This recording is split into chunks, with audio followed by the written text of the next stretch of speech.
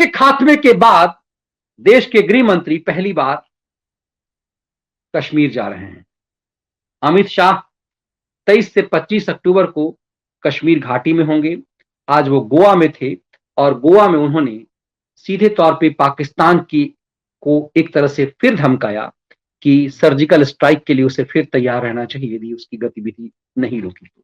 दरअसल ये धमकी, गोवा में ये धमकी कश्मीर जाने से पहले अमित शाह की है और अमित शाह 370 और 35 से खात्मे के बाद पहली बार कश्मीर जा रहे हैं।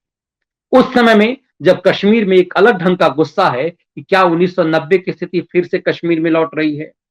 370 खत्म होने के बाद बौखलाए आतंकी और उसे सपोर्ट किससे मिल रहा है? महबूबा मुफ्ती जैसी नेताओं से। इसलिए क्योंकि ये सब के सब अभी हाउस अरेस्ट नहीं है।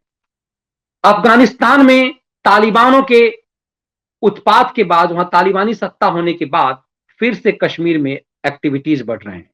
तो क्या पाकिस्तान अफगानिस्तान को मदद करने की कीमत वहां वसूल रहा है? क्या अमित शाह ने इसी की धमकी गोवा से दी है? देश को इंतजार है कि अमित शाह जब कश्मीर में होंगे तो नए ढंग की प्लानिंग क्या है। इसलिए क्योंकि पूरे देश को उम्मीद है कि अजीत डोभाल जब वहां पे गए हैं और उसके बाद पूरी चीजों के मुआयना होने के बाद सरकार पूरे एक्शन में है। लगभग 35-36 मंत्री कश्मीर का दौरा करके आ चुके हुए हैं और उसके बाद ये तमाम लोगों ने रिपोर्ट प्रधानमंत्री को सौंपी है। गृह मंत्री ऐसे कंडीशन में जब जा रहे हैं जब 370 के बाद कश्मीर की स्थिति सबसे भयावह है। भयावह इसलिए कि वहां पर फिर से 90 की तरह कश्मीरी पंडितों को भगाने का एक षड्यंत्र चला गया। लेकिन अब की बार की स्थिति थोड़ी सी अलग है।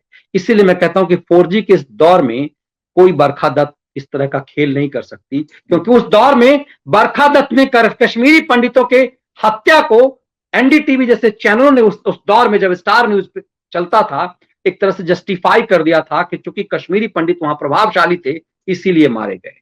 तब समझ में आता है किस तरह के खेल देश के खिलाफ किसके इशारे पर और किसकी फंडिंग से होता है।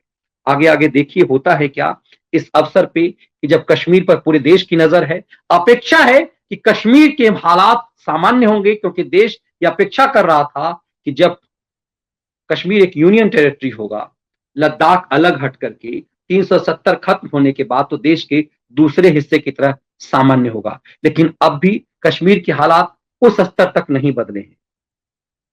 यदि आपने ऐसा कुछ ठाना है तो आपको इस ढंग से हालात जमीन पर दिखाने होंगे कि कश्मीरी पंडित जिन्हें बसाने की बात आप कर रहे हैं, बड़े पैमाने पर कहा गया है कि बड़े पैमाने पर लगभग 4000 लोगों को वहां भेजा गया है, बसाया गया है, तो फिर वहां भय का माहौल खत्म हो, इसके लिए यह अपेक्षा निश्चित रूप से देश के गृह मंत्री से की जाती है। आगे आगे देखिए होता है क्या।